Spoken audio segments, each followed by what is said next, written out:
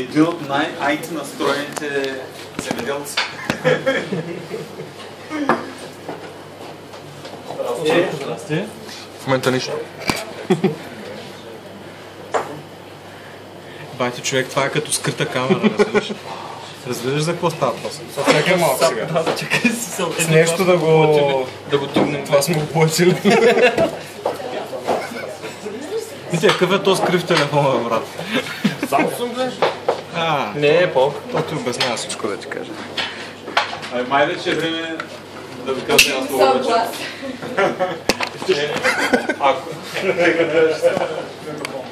Защото ако не се намесят на някакъв начин, явно имате доста интересни теми, за които да си говорите. Човек. Don't touch. Първо да започна с кратко извинение. Хора, които ме познават, знаят, че обичам да имам някакво въвеждане в презентацията. Този път извинението е под форма, че моето уважение към аудиторията винаги е такова, че винаги да си подготвям нова презентация на тема, на която не съм говорил до сега. Защото иначе много ме дразни. Хора съм сам на хубави презентатори, които 100 пъти изнасят една и съща презентация. Това не го харесвам и принципно не го правя. Този път Георги ме подхлъзна да направя една и съща презентация. И аз приех поради няколко причини. Основната от тях е, че повечето всъщност не сте я гледали. Точно тя беше презентирана преди 2 месеца в Пловдив. С менеджер, някои бяха там, други не бяха. Повечето не сте я гледали. Другата основна причина е, че с господин и менеджер преди 10 дни бяхме на Startup Weekend Варна. Там бяхме и двамата ментори и най-често задавания въпрос от тимовете беше: окей, имаме някаква идея, може да ни помогнеш как да я монетизираме? Тоест как да правим пари от нея. Което още веднъж ще ми каза: явно Георги има право, темата явно е актуална и интересна. Тогава се заслужава да се обърне внимание. И наистина, тук сред вас в аудиторията има също един човек, който на всеки 2 дена ми задава въпроса: Митев, айде по някакъв начин да правим пари. Ето този човек, стоян да Митев, дай да правим пари. Ти да правиш пари, аз да правя пари. Нали накрая да гледаме презентацията? В смисъл... Виж, аз съм първи сега. Трети ред. Това е гледна точка монетизиране на приложения. С Георгите ще бъде една интересна тема. Интересна, ама към коя аудитория. Сега ще видим дали на вас ще е интересна. Ако не ви е интересна, дано поне да го повети общата култура по някакъв начин. И какви видове монетизиране има? Значи какво е монетизиране? Тя да правим пари. Това е ясно, не се коментира. Видове монетизиране е най-простият вариант за мобилното положение. Никакво монетизиране. Това е най-често срещания вариант сред ентусиастите. Хората на вашата възраст, така около 23-4-5 години, те са големи ентусиасти. 35. Правят нещо на пълно, то да стои там в маркета, хората да го теглят и да бъдат полезни на обществото. Ние с Юрий обаче вече сме надраснали така. Искаме да правим пари по някакъв начин, заради това тази точка е зачерпване. И минаваме нататък. Значи, това е лично мое разделение на видове монетаризация. Може да не сте съгласни с нея, може и да поговорим с това. Другото е косвена монетаризация. Ще ви разкажа на следващия сайт какво представлява тя. С две думи, това е когато приложението само не носи пряко приходи, но наличието на приложението подтиква потребителя по някакъв начин да харчи пари или да харесва нещо. То е един вид визитна картичка на някакъв съпътстващ продукт. Но самото не носи никакви приходи. Ще ви покажа какво точно имам предвид и какво точно съм разработвал в този вид. Другото е пряка монетаризация, когато самото приложение, чрез някои от каналите за монетаризиране, за които също по-късно ще говоря, самото то носи пари. И разбира се, има и смесения тип, който може би е най-често срещания. Какво не носи косвеното монетаризиране? То най-често носи популяризиране на някоя марка. Хората, които се занимават с маркетинг, си имат точно определен термин за този тип реклама, както е рекламата на Coca-Cola. Тя не е опознавателна на хората да научат за марката. Тя е, как се казва такъв реклама? Не знам. Но това е един вид визитна картичка на някое приложение, т.е. на някакъв продукт или на някаква фирма, което води до популяризиране, до по-добро разпознаване. Например, Adidas имат редица приложения, някои от тях си правят нещо реално, примерно отчитат ти пулса при бягане или нещо такова. Има други, които просто носят със себе си corporate identity на марката Adidas и я правят по-разпознаваема. Носят престиж на фирмата, защото не може ни да сме Adidas и да нямаме приложение в марката. Или подпомагат за някаква допълнителна ползваемост, която ще ви покажа чрез примера, по който аз лично съм работил. Ето го и моя пример. Преди около година работих за един производител на хладилници, може би сте го чували, немски бих казал концерн, Liebherr се казва. Те ми бяха клиент, бяха поръчали да направя приложение, което листва на различни езици много продукти, хранителни и дава информация как те да се съхраняват в хладилниците Liebherr и какви минерали и витамини съдържат и как ако не се съхранява в Liebherr, тези витамини и минерали ще се загубят. Бла-бла-бла, някакви глупости на Liebherr, просто ти. Обаче, виждате, че никъде няма никаква реклама по него и в никой един момент не се появява никаква реклама. Единствената реклама е това тук, Liebherr. Това е достатъчно. Това е абсолютно косвено монетизиране. Това приложение стои в маркета, защото те са Liebherr и те не може да нямат приложение. То носи някаква ползваемост, както казах, допълнителна, но колко хора ще гледат в баклажана, че има витамин А и точно при колко градус на кой раф да се съхранява. Всеки мъж знае какво представлява зареждането на хладилника, носиш някакви чанти и ги разпарват в хладилника. Много по-ползваемо ще бъде приложението, позволява да ги пуснеш по някакъв поле и те да попаднат в хладилника, отколкото да знаеш на кой раф точно да ги сложиш. Може и да гледат. Може и да гледа, да, абсолютно. Така, това е един простичък пример за косвено или за непряко монетизиране. Повече няма да говоря за него, защото целта не е да говорим всъщност за пряко. Акцентът днес е върху пряко монетизиране, което се осъществява по няколко канала за монетизиране, ги наричам аз. Най-близкия до възприятието на хората е чрез платени приложения. Това е една от най-старите концепции в разпространяването на софтуер, при който си купуваш лиценз. Лиценз за Windows, лиценз за Office пакет, лиценз за това, лиценз за онова. Платените приложения представляват нещо такова. От маркета, от Android маркета или от App Store за iPhone си даунлоудваш съответно приложение, но не безплатно, а също някаква цена. Пряко се монетизира, директно директно производителят получава пари за това, че е направил приложението. Другия вариант е платено съдържание. Самото приложение е една рамка, която сама по себе си нищо не прави. Тя има само свойството да покаже нещо. Потребителя може в известна степен да я използва за някакви дребнички неща, но за основното нещо плаща за съдържание. Модерен подход, съвременен, up-to-date. Следващия вариант, който е много интересен и модерен, бих казал, е така наречения freemium, който представлява комбинация, дори и думата е така комбинаторна дума между free and premium. Тоест потребителя получава някакво безплатно приложение, което не е trial версия, не е и демо версия, то е много добре функциониращо, но някои още по-добри фичери му липсват. Наричаме го freemium. Примерно липсват ти нива на игри или да кажем липсващи възможности за споделяне или липсващ cloud backend, т.е. можеш да работиш само локално в твой девайс. Ако си в free и ти се отпушват другите фичери, едва когато се върнеш, това се нарича freemium. Много добре работещо, генериращо много печалби. Платени допълнителни елементи. Помисли си как да преведа. Искам да бягам от английската терминология. Хората, които ме познават, знаят, че не ми се отдава много. Платени допълнителни елементи ги наричат се още Virtual Goods или In-App Items.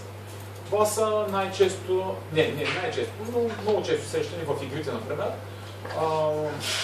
имаш някакъв герой, който си развиваш и ти се предлага възможност да му купиш някакъв специален меч, чрез който той ще стане супер силен. Тоест, можеш да играеш на играта без да плащаш нищо, но има допълнителни зарядявки, които те карат да плащаш и те се наричат in-app items или virtual goods. За тях също ще поговоря по-късно. И добрата стара реклама. Най-добрият начин за печелене в интернет. И съответно и в мобилните приложения. Акцентът днес ще бъде поставен върху тях, като ето по този начин, с звездички съм отбелязал някои неща, които са най-хитови и за които специално ще поговорим. За платените приложения започнах от там, че те може би са най-близки до възприятията и менталитета на производителя и как ще печелим, сега ще подаваме някакво приложение, супер. Окей, обаче има някакви много тънки моменти в продажбата на приложения и първия е голямата конкуренция. Тя се комбинира, тази първа точка се комбинира много добре с втората. Има конкуренция както от конкурентни продукти, с които може да се наложи да водите ценова борба. Знаете, че ценовата борба е най-лошата борба, в която и двете страни започват да намаляват цената и падат под минимума, който са се определили. Още по-лошото е обаче, че много ентусиасти са пуснали безплатни аналози.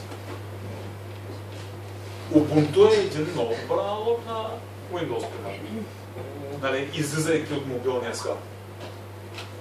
Така, т.е. там трябва да се води една много последователна борба с конкуренцията и с безплатните аналози. Другото, което е борбата с пиратството.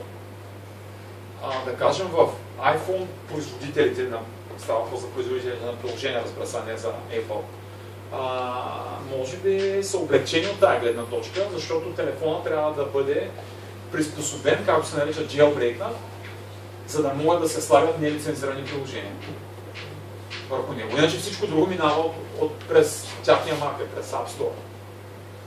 Доколкото обаче голямата част от производителите, които са андроидските производители, там няма този проблем.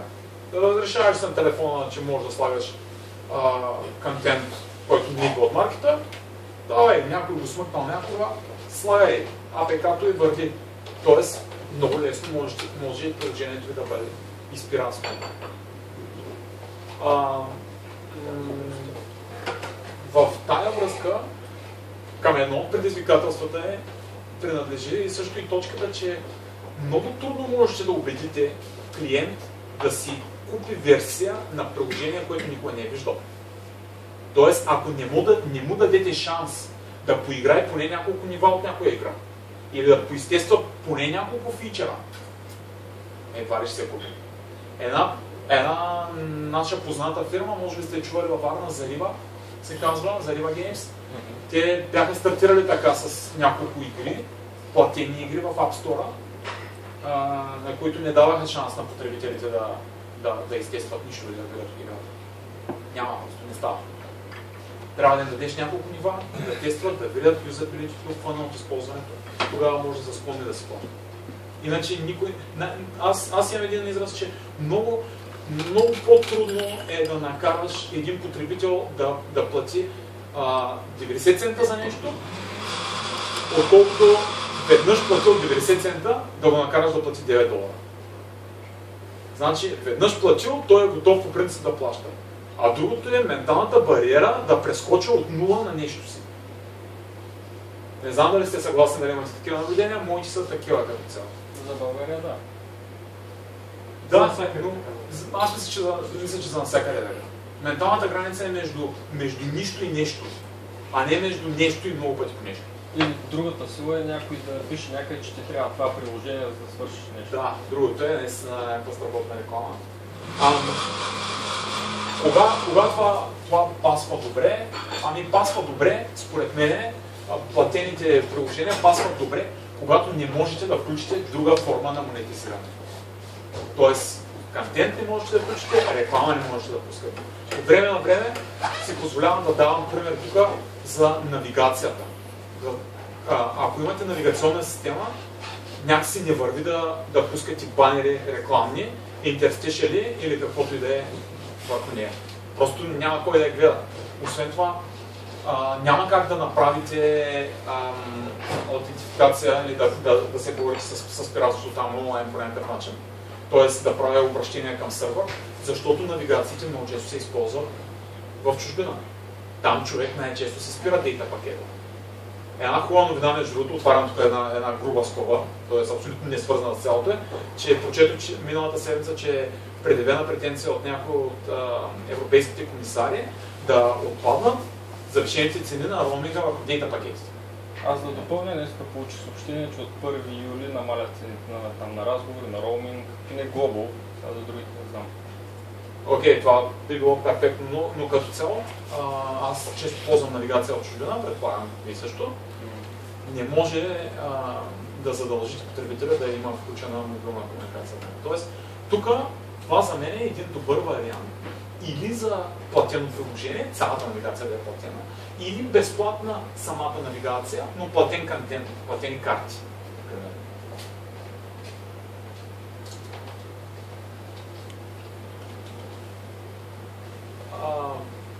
Следващия канал, който искам да разгледам, е платеното съдържание.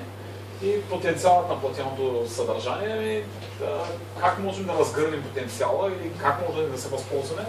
Според мен можем да се възползваме само ако предлагаме уникално съдържание. Можем да печелим от публикуването на някакви анализи, на някакви специализирани данни и според мен не можем да печелим от новините. Ако пробваме да продадем новини. Защото новините, от моя гледна точка, не са уникални. Могат да се прочитат на още безброй места в интернет, безплатно, което ги прави неуникално. Доколкото съдържанието, само ако е уникално, както, например, имаме един клиент, едва ли сте учили, защото е твърде специализиран, немско издателство, казва се Берс, те се занимават с анализи на съдържанието на хранителни продукти и на храни. Публикуват ежегодно и това определено е добър кандидат за платено съдържание, защото тяхното съдържание, ако не е изпиратствано, не може да се намери някъде безплатно. То е уникално и тогава е удобно да бъде ползвано по този начин. Навярно всички сте ползвали под една или друга форма Amazon. Те също предлагат за Kindle платени книги, основно платени книги, който също са един пример за платено съдържание. Тоест самия Kindle Reader, който го има не само на устройствата Kindle, а и на други устройства, той е безплатен. Аз мога да си го изтегля върху моя Android или iPhone, обаче там се плаща за съдържание. Нови интересни стъпки в тази посока, която правят представящите услугата, е да се предлага на абонаментен принцип съдържание. Както се абонираш за списание, можеш да се абонираш за реално списание става въпрос, така може да се абонира човек и за дигиталната версия на списанието. И Android, т.е. и Google, и Apple предлагат през тяхния стор облегчение за дистрибуторите на съдържание, как те да предлагат съдържанието, което го прави, разбира се, лесно за вграждане. Абонаментните планове, абонаментните системи са вече изградени. Разбира се, недостатъкът при тях е, че те се взимат 30%. Мисля, че и двете фирми работят на 30% като дистрибутори. Също нови неща, хитови неща, с които опитват големите дистрибутори на съдържание да изгледат, е отдаването под наем. Купувайки си книга от Amazon, когато тя е моя, вече аз вместо да се опитвам да я хакна по някакъв начин, да я дам на друг за ползване, аз мога да я отдам под наем, което много намалява цената. Или аз мога да я взема от някъде под наем за едно изчитане. Тя няма да е моя, тя просто ще бъде за едно изчитане. Тоест работи се много в тая насока. Големия трик тук е човек да успее, ако реши да продава съдържание, да успее да привлече интерес върху съдържанието си. Както казахме, има някои специализирани издателства, които от години наистина имат страхотна корпоративна история в продажбата на платено съдържание. Те доскоро се продавали в папки и апдейтите също са ги давали в папки, сега в електронен вид, както споменах си, това е издателство DS. Те в тази област са ненадминати. Но ако вие първа, без някакво уникално съдържание или без да сте познати и излезете на пазара, трябва много добре да помислите уникално ли е съдържанието ми и по какъв начин да го направя атрактивно. Дал съм ви пример с един от читците, в който може да се теглят книги. Ето има си 100. Audico, това е за Android, един от най-разпространените читци, но това е типичен пример за платено съдържание. Сама по себе си безплатна програмка, нищо не се плаща, нищо не струва, но съдържанието е платено, има и безплатно. Както бях сложил звездичките в началото, един от акцентите, за които исках да говорим е фримиума. Как да позиционираме нашия продукт като фримиум? Това е, отново казвам, един от най-често разпространените варианти в момента. Представлява free и премиум, т.е. свободно приложение на практика с премиум features или възможности да преведа по някакъв начин. Във всички случаи не трябва да се опитвате да подлъгвате клиента, ако тръгнете в тази посока, с trial версии, защото потребителят вече знае какво е фримиум и много ще ви се разсърди, ако му пробутате trial версия. Тоест, той си иска пълно функционалната версия, да се радва и когато е много хеби с нея, да плати за нещо допълнително. Но акцентът е върху да плати за нещо допълнително. Трендите от дигиталния сектор, навсякъде в мобилните приложения ще видите, ще чуете тая дума. Има си цели книги, онлайн книги, посветени на това как да печелим добре от фримиум.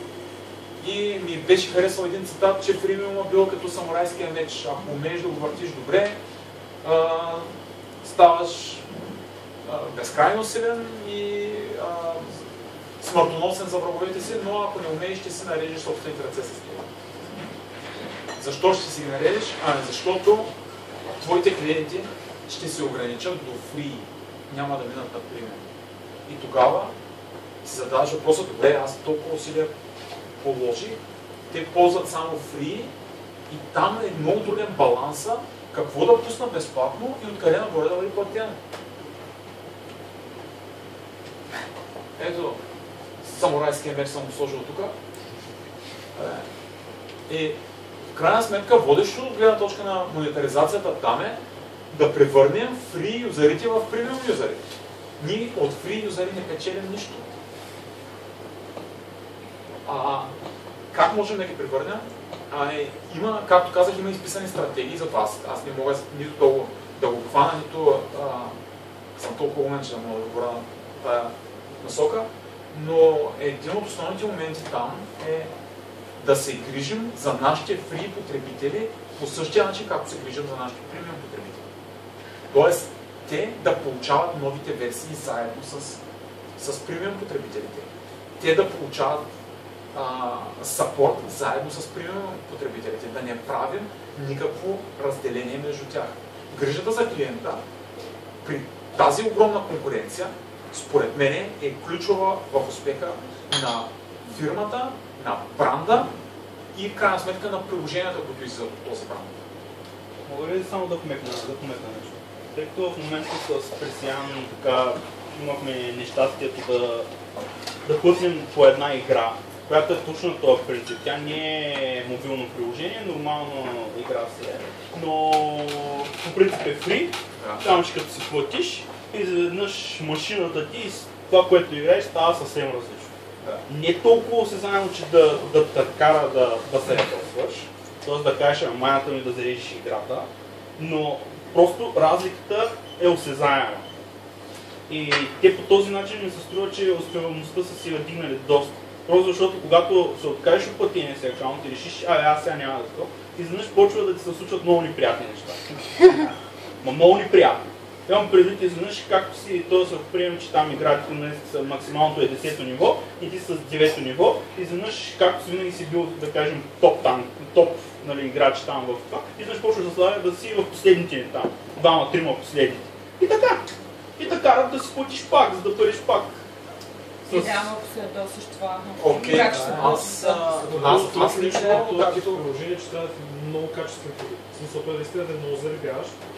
Да, и тогава вече си плащаш. Просто като всичко е окей това, което казваш, но според мен тези неща трябва да са описани.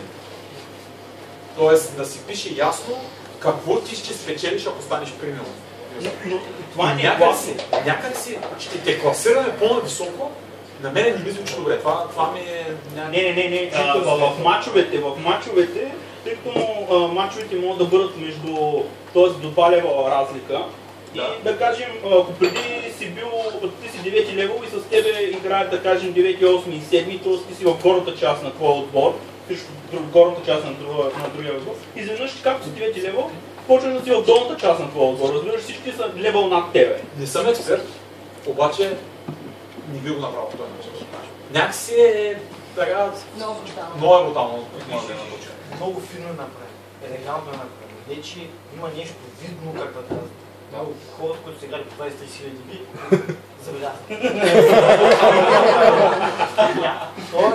Ясно казвам, ти ако си плащаш, вземаш повече експириенс, повече и париш. Обаче в момента, който си включиш и премиума, машината става съвсем различна. Просто става съвсем различна и жалко си пари. Аз още Жора, машината работи. Имам чувството, че с твоите ефекти да правим пари, някакси нещата ще станат предвид, че на най-малка аудитория на двама вълци.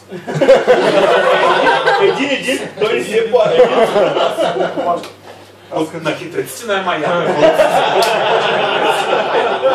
Добре, аз купих един много меч там в една игра. Аз точно съм играл на тази игра, да кажа. Но стигнахме до Игра. Не работа, игра. Да. Намира игри. Защото винаги обращението е намирай там. Ай да някаква идея да правим нещо. Пари. Да, пари. Аз мога да дам идея, тук сега се обсъжда. Или после обаче. Още мотото дефинира проблема. Много малък е процента на хората, които минават успеваемостта, статистика да кажа, че е между 1 и 10%. Да, има на 1 милион потребители 10% с 100 хиляди. Пред последната точка. Широк пазар. Значи, добре приложимо, ако имаш широк пазар. Както Георги каза, в Китай избиваш рибата, да. Така, кога може човек да си позволи само фримиан, а не това правило тук, да има ниски маргинални разходи и минимални разходи за реклама и продажба. Тоест, след като веднъж е направено приложението, неговата поддръжка като продукт, който да бъде продаван, да коства минимално, да има минимални разходи. Нали, едва ли не да ни струва нищо и човек да ни губи постоянно това, че няма... Може ли да питам само нещо? Да. Аз, доколкото поне така знам, това, което правят фирмите, които занимават с тези неща, диверсифицират риска с някакви малки приложения. Примерно анимирани тапети, да, за да може те си движат фримиума по време на разработка, т.е. причата да си я направят с тия пари. Точно така. После всичко... Абсолютно. И нали, най-често срещания вариант е комбинация между фримиум и реклама. Но тук говорят, ако е само за само фримиум. Значи, какво имам предвид с тези маргинални разходи? За да го разберете по-добре, не че е свързано с мобилните приложения специално, анализаторите тази седмица говориха за един страхотен проблем, който назрява в Google с Google Wallet. Защото Google Wallet разчита на таргетирани реклами да наблюдава поведението на харчещите пари. Google Wallet, само да кажа за който не знае, е нещо от PayPal, но се поддържа от Google. Не е активно в България, колко знам. Аз не мога да плащам на Google, нямам. Google мисля, че не мога да плащам. Би трябва да го свалям. Да. Окей. Идентифицират че са така. Така, какво става обаче? Те имат сравнително малко, много по-малко от очакванията им е пазара им. Тоест не е широк, не е толкова широк, че да могат да правят представителни анализи на поведението на потребителя. Това към което се целят. Обаче имат високи маргинални разходи, защото за всяка транзакция те плащат на банките, а не чарджат клиента. Ето това са едни разходи. Тоест, ако потребителите, ако фри потребителите генерират разходи за вас като фирма, е малко кофти работата. Не малко, ами направо си отива на много висок риск.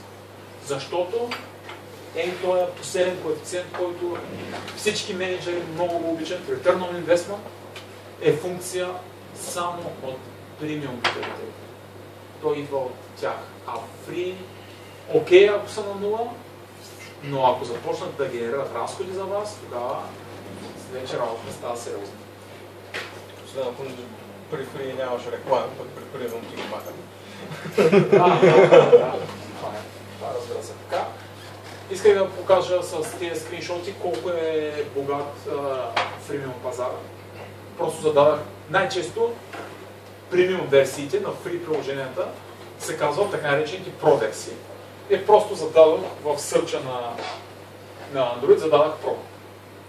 Ето колко много работи ми листна, тук съм можал да направя скриншот, разбира се, само на едно. Pro. Те са едновременно с Pro версията се поддържа и фри версия. Може човек да си я разцъка, може да я заобича. Когато я заобича, вече може да си вземе платена ръка. Отново едно много любимо мое приложение. Това е Jazz Radio, което ти дава да се слушаш колкото искаш, но MP3-ките ми стрима е с по-ниско качество. Доколкото ако минеш на премиум, тогава същата музика е с много високо качество.